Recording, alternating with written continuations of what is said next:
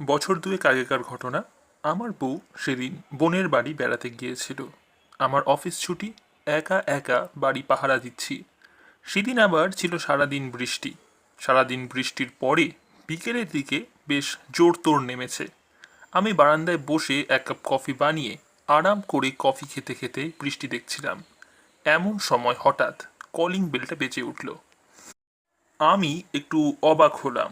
আমার বউ একটু আগেই ফোন করে জানিয়েছে যে সে আজ রাতে ফিরবে না, ওর বোনের বাড়িতেই থেকে যাবে ঝড় বৃষ্টির জন্য। তাহলে তো আর আসার মতো কেউ নেই। তবে এই ঝড় বৃষ্টির মধ্যে কে এলো তবে? এইসব ভাবতে ভাবতে আরেকবার কলিং বেলটা বেজে উঠল। আমি তাড়াতাড়ি কফির কাপ নামিয়ে দরজা খুলতে গেলাম। দরজা খুলতেই দেখি এক দারুণ রূপসী মহিলা আমার সামনে দাঁড়িয়ে আছে। একেবারে বৃষ্টিতে ভেজা, শরীর থেকে জল চুইয়ে চুইয়ে পড়ছে। ভিজে শাড়িটা একেবারে লেপ্টে রয়েছে শরীরে। আমি চোখ ফেরাতে পারলাম না। আমাকে এভাবে দাঁড়িয়ে থাকতে দেখে মেয়েটি বলল, এমন ভূতের মতো কি দেখছেন? চিনতে পারছেন না? আমি বৃষ্টি, রুমির বান্ধবী। রুমি আমার বউয়ের নাম। এতক্ষণে ওকে চিনতে পেরে গেছি আমি। রুমির সাথে ও কলেজে পড়তো, বিয়েতেও এসেছিল। এখন অবশ্য ডিভোর্সি, মায়ের সাথে ও একাই থাকে সম্ভবত। কি হলো, ভেতরে আসতে দেবেন না? ভিজে গেলাম তো একেবারে। বৃষ্টির কথায় আমার হুঁশ ফিরে এলো। তাই তো, মেয়েটা বাইরে দাঁড়িয়ে ভিজছে। আমি তাড়াতাড়ি সরে গিয়ে ওকে ভেতরে আসার জায়গা করে দিলাম। বৃষ্টি ঘরে ঢুকলো, বলল, রুমিকে দেখছি না, কোথায় ও? আমি বললাম, রুমিটা গেছে ওর বোনের বাড়ি, কিন্তু বৃষ্টি, তুমি এই বৃষ্টির মধ্যে কোথা থেকে উদয় হলে? আগে থেকে খবর দিয়ে আসতে হয়তো। বৃষ্টি বলল, আর বলবেন না, কয়েকটা জিনিস কেনার দরকার ছিল। ভাবলাম বৃষ্টিটা একটু কম আছে, যাই কিনে নিয়ে আসি। তারপর দোকানে যেতে না যেতেই যা বৃষ্টি, ভিজে গেলাম একেবারে। ভাবলাম রুমির বাড়িটা কাছে আছে, বৃষ্টি থামা পর্যন্ত ওর বাড়িতে কাটাই। বাই দ্য ওয়ে, রুমি ফিরবে কখন? আমি বললাম, আজকে তো ফেরার কথা ছিল, কিন্তু একটু আগে ফোন করে জানালো আজকে ফিরবে না ও। আমি বারণ করলাম। ভালো করেছি না বলো? আমার কথা শুনে ও একটু অবাক হয়ে গেল। তার মানে আমি আর আপনি এই বাড়িতে একা? আমি হেসে বললাম, দুঃখজনকভাবে তাই। ও হেসে ফেলল, বলল, আপনার জন্য দুঃখজনক কোথায়? এমন একটা মেঘলা দিনে আপনার বউ আপনার শালির বাসায় আটকা, আর আপনার আরেক শালি আপনার বাসায় আটকা। আমি শব্দ করে হাসলাম ওর কথা শুনে। ও হাসলো। আমি বৃষ্টিকে একটা তোয়ালে এনে বললাম, তোমার জামা কাপড় একেবারে ভিজে গেছে, মুছে নাও, নয়তো ঠান্ডা লেগে যাবে। ও হাত বাড়িয়ে আমার থেকে তোয়ালেটা নিল। অজান্তেই কিনা জানি না, ওর হাতের সাথে আমার হাতের একটা আঙুল ছুঁয়ে গেল হঠাৎ। কি শীতল ওর হাতটা! ওর হাতের স্পর্শটা আমার কেমন বিদ্যুতের শকের মতো লাগলো। আমার কেন জানি না মনে হলো ও নিজেও কেঁপে উঠল একটু। ওর চোখে চোখ পড়ে গেল আমার।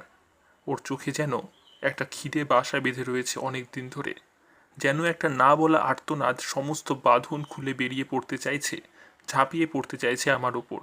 আমি চোখ সরিয়ে নিলাম। বৃষ্টি তোয়ালে দিয়ে ওর মাথা মুছতে লাগলো। তারপর কথা ঘুরিয়ে বলল, তবে যাই বলুন, এই বৃষ্টির ওয়েদারে কিন্তু আর বউ ছাড়া মানায় না। আমি বললাম, এই জন্যই মনে হয় ভগবান তোমাকে পাঠিয়ে দিয়েছে। আমার কষ্টটা মনে হয় উনি দু চোখে দেখতে পারছেন না, তাই তোমাকে দিয়ে বউয়ের অভাবটা পূরণ করে নিতে বলছেন। ও হেসে উঠল আমার কথা শুনে। আমার বই গেছে আপনার অভাব পূরণ করতে। বৃষ্টির মোছা হয়ে গিয়েছিল, ভিজে তোয়ালেটা এখন ওর ভেজা চুলে জড়ানো। বেশ স্নিগ্ধ লাগছে ওকে। ইচ্ছা করছে ওকে জড়িয়ে ধরি এখনই। অনেক কষ্টে নিজেকে সংযত করলাম।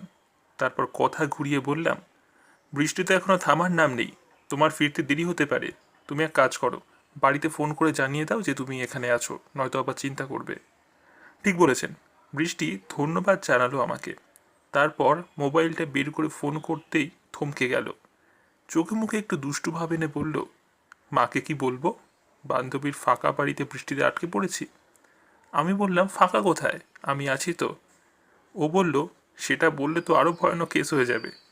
আমি বললাম, তাহলে অত কিছু বলার দরকার নেই, জাস্ট বলে দাও বৃষ্টিতে এখানে আছো, তাহলেই তো ঝামেলা মিটে যায়।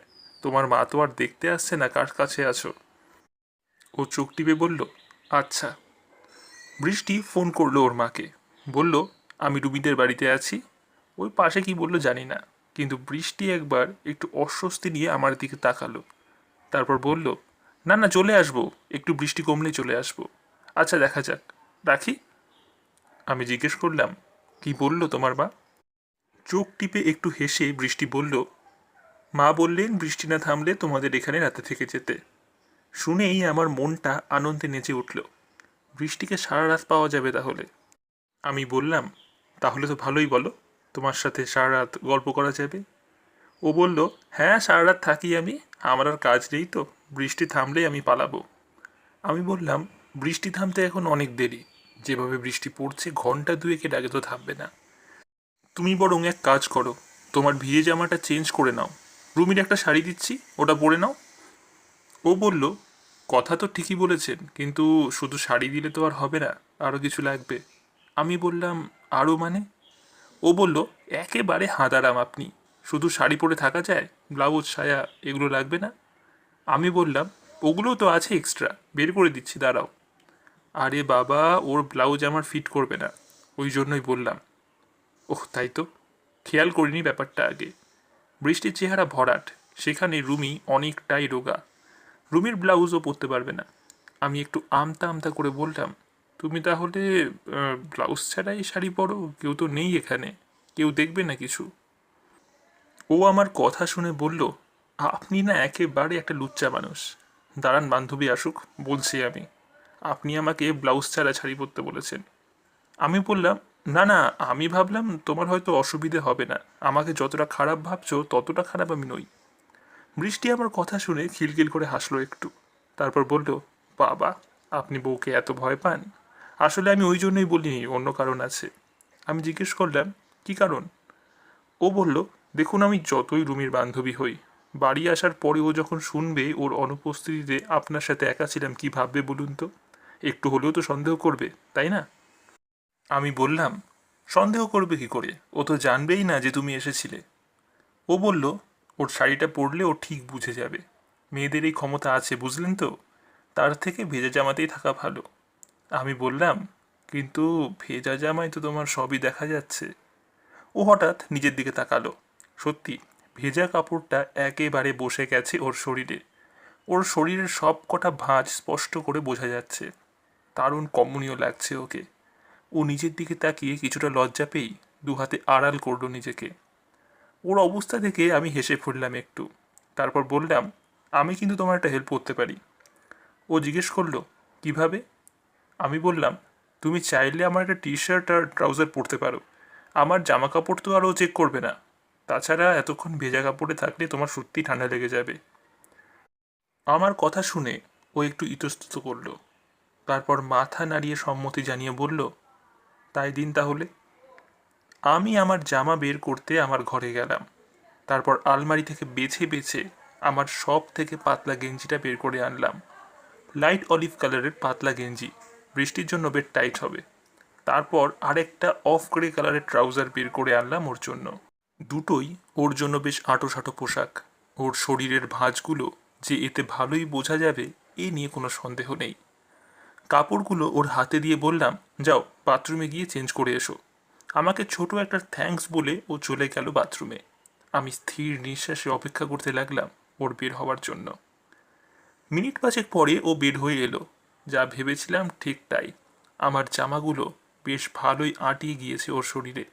ওর শরীর কিছুটা ভেজা থাকার কারণে পাতলা গেঞ্জিটা একেবারে বসে গেছে ওর গায়ে। ভেজা চুলগুলো ওর গায়ের ওপর ছড়ানো, কি ভীষণ মোহময়ী লাগছে ওকে, বলে বোঝাতে পারবো না। আমার কাছে এসে ও ওর ভেজা কাপড়গুলো দেখিয়ে জিজ্ঞেস করলো, এগুলো কোথায় মেলবো? আমি বললাম, আমায় দাও, ওই ঘরে মেলে দিচ্ছি, ফ্যানের হাওয়ায় তাড়াতাড়ি শুকিয়ে যাবে। ও বলল, না না আমি মেলে দিচ্ছি, আপনি জায়গাটা দেখিয়ে দিন। আমি অনুনয় করে বললাম, আজকের মতো আমাকে এই সুযোগটা দাও, তোমার সেবা করে একটু জীবনটাকে ধন্য করি। ও বলল, বাবা ভালোই তো পাম দেওয়া কথা বলতে পারেন, নিন যা করবেন করুন। ওর জামা কাপড়গুলো ও ধরিয়ে দিল আমার হাতে, তারপর জিজ্ঞেস করলো, কফি খাবেন? আমি বললাম, তোমার হাতে বানানো হলে নিশ্চয়ই, এ তো আমার সৌভাগ্য। ও বলল, সব কোথায় আছে দেখিয়ে দিন তাহলে। আমি ওকে নিয়ে কিচেনে গেলাম, এক এক করে সব দেখিয়ে দিলাম কোথায় কি রাখা আছে। গুঁড়ো দুধ পুড়িয়ে এসেছিল। ও শিশিটা দেখিয়ে জিজ্ঞেস করলো, এ হে, এটা তো শেষের পথে, দুজনের হবে? আমি বললাম, কম পড়লে তোমার থেকে দিয়ে দিও, পরে শোধ করে দেবো না হয়। ও বলল, কিন্তু আমার কাছে তো দুধ নেই। আমি বললাম, সে কি কথা, এই তো দেখতে পাচ্ছি আছে। ও আমার ইঙ্গিতটা বুঝতে পেরে লজ্জা পেয়ে গেল। বলল, আপনি না ভীষণ অসভ্য, যান আমি কফি করে নিয়ে আনছি।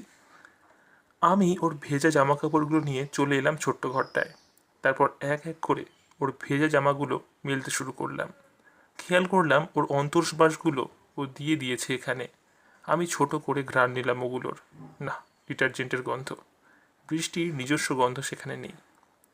হঠাৎ পেছন থেকে আওয়াজ এলো, ওই ওই কী করেন আপনি? আচমকা শব্দে আমি চমকে গিয়ে ওটা ফেলে দিলাম মাটিতে। পেছনে কফির কাপ হাতে বৃষ্টি দাঁড়িয়ে আমাকে জিজ্ঞেস করলো, আপনি কি করছিলেন ওটা নিয়ে? আমি কথা খুঁজে পেলাম না। আমতা আমতা করে বললাম, তোমার কফি বানানো হয়ে গেল? ও বলল, হ্যাঁ হয়ে তো গেল। আমার ব্যাগে নোনতা বিস্কুট আছে, খাবেন? আমি মাথা নাড়লাম। নিয়ে এসো। মনে মনে বললাম, নোনতা তো অনেক কিছুই খেতে ইচ্ছে করছে, কিন্তু সুযোগ পাচ্ছি কই বলো। আমি তাড়াতাড়ি সব দড়িতে মেলে বিছানায় এসে বসলাম। বৃষ্টি ট্রেতে করে সব সাজিয়ে নিয়ে আমার সামনে এসে বসলো। আমি টেবিল থেকে কফির কাপ তুলে চুমুক দিলাম। বললাম, অসাধারণ হয়েছে, মাঝে মাঝে তো কফি বানিয়ে খাইয়ে যেতে পারো। ও বলল, আর পাম দিয়েন না তো। আমি বললাম, সত্যি কফি অনেক ভালো হয়েছে। ও আমার কথা শুনে মুচকি মুচকি হাসতে লাগলো। তারপর যত্ন করে ছোট ছোট কফির সিপ নিতে লাগলো।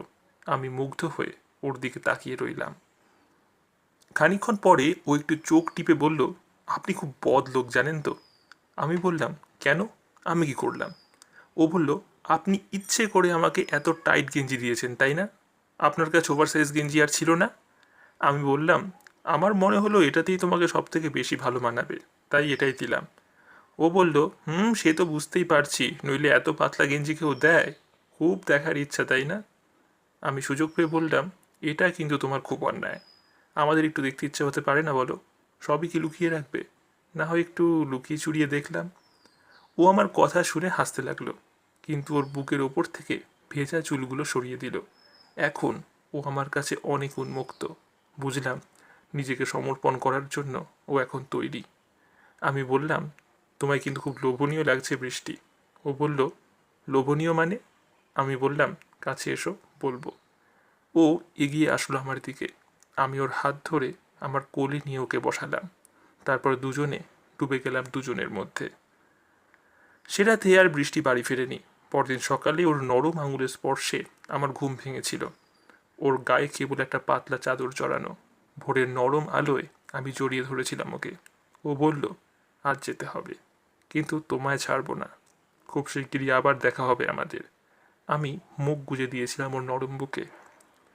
বৃষ্টির সাথে আমার আরও কিছু গল্প রয়েছে, অবশ্যই আপনাদের সেগুলো শোনাবো, এবং তার আগে অবশ্যই আমার চ্যানেলটি কিন্তু সাবস্ক্রাইব করে রাখবেন, এবং আরও দারুণ দারুণ গল্প নিয়ে খুব তাড়াতাড়ি আবার আসবো আপনাদের কাছে।